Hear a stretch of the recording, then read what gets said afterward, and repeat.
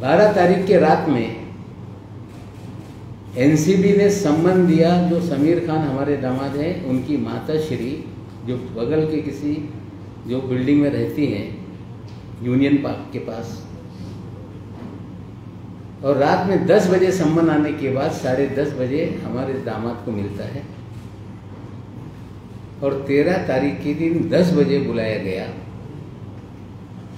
और समीर खान 9:45 बजे एनसीबी कार्यालय में पहुंच गए। कार्यालय पहुंचने के साथ सारे कैमरा के लोग उनके स्वागत के लिए खड़े थे। सारे चैनलों पे खबरें चलने लगी कि नवाब मलिक के दामाद को सम्मन, और उसकी तस्वीरें सारे चैनलों पे दिखाई जाने लगी।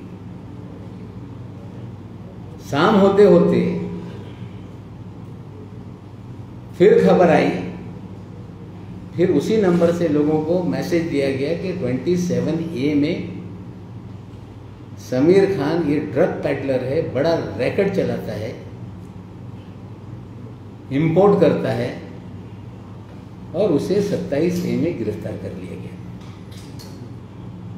एज यूजुअल हम लोग जब गए वहाँ से जेल कस्टडी हो गई। जेल कस्टडी के बाद हमने जमानत याचिका लगाई,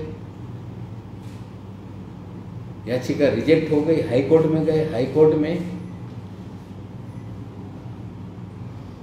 6 महीना जिस दिन पूरा होने वाला था उस दिन सुनवाई लगी, और एनसीबी ने कहा कि हम 7 तारीख को चार्जशीट फाइल कर रहे हैं।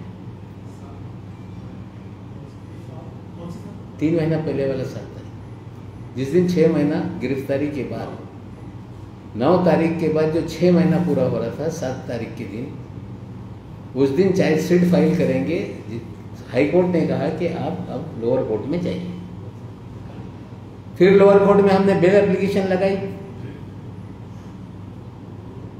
3.5 महीने एनसीबी ने टाला टाल करने का काम किया। तारीख लगती तो सर पांडे नाम के एक वहां पे पीपी है, वो कहते हैं कि आज मुझे टाइम नहीं है। जज साहब ने कहा कि कल सुन लेते हैं, बोले कल मैं आऊंगा नहीं।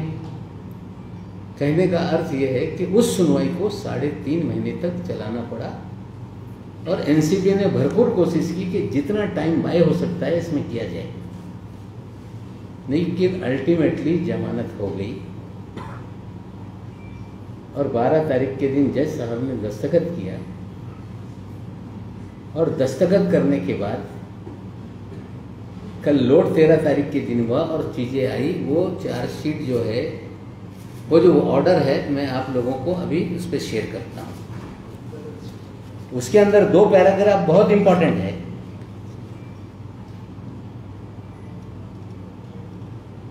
उस पैराग्राफ को आप देखेंगे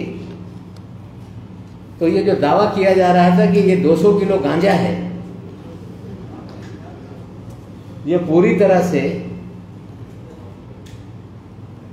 कोई 200 किलो गांजा उसमें नहीं मिला। कुल मिला के 7.5 ग्राम शाइस्ता फर्नीचर वाला के पास जो मिला वो मैरिजुआना है। 1 किलो वेजिटेटिव है, इस तरह का पॉजिटिव रिपोर्ट है। मैं वो भी रिपोर्ट भी आप लोगों के सामने सीए रिपोर्ट करूंगा। बाकी सारी चीजें,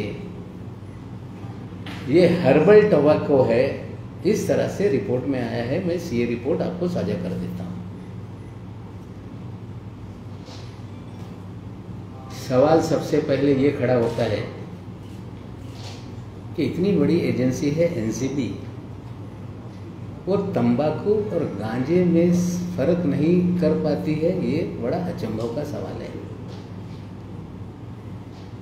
मेरी जानकारी है कि इस तरह के केसेस में जो भी एजेंसीज काम करती है, उनके पास इंस्टेंट टेस्टिंग का एक किट होता है, जिससे टीएससी केमिकल लेवल देखकर वो तय कर सकते हैं कि ये एनडीपीएस एक्ट में कवर होने वाली कोई पदार्थ है या नहीं। इसका मतलब है कि ये सारी चीजें उन्होंने चेक की, गांजा नहीं था। और लोगों को फ्रेम करने का काम किया गया। ये मैं नहीं कहता हूँ, ये पूरी तरह से ये जो कोर्ट की रिपोर्ट है ये कहती है। जो धाराएं लगाई गई 27A की वो लागू नहीं होती।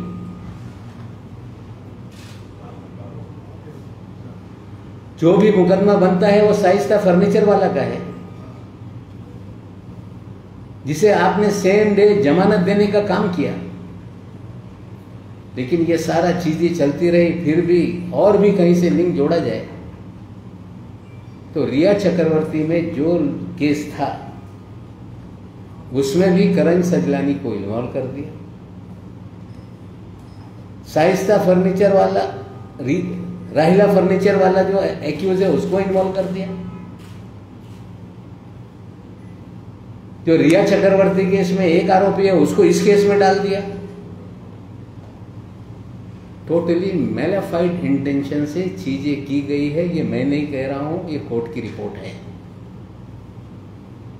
मैं आप लोगों के साथ आदरपूर्वक ये भी बताना चाहता हूं कि 14 तारीख के दिन हमारे दामाद बेटी के घर पे सर्च के लिए लोग गए।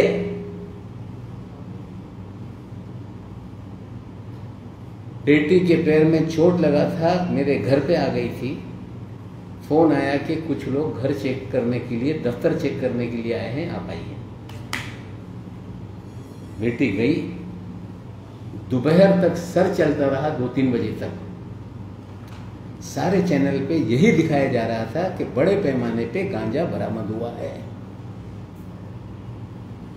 लेकिन घर पे कोई भी इस तरह की चीजें नहीं मिली। फिर भी टीवी को बताया गया, रिपब्लिक टीवी को देख लो, चल रहा है, न्यूज एक्स पे चल रहा था, अलग अलग चैनलों पे कि गांजा बरामद हुआ, गांजा बरामद हुआ, इस तरह से चीजें की गई। सिलेक्टिव खबरें लीक करके लोगों को बदनाम करने का काम एनसीबी करती है।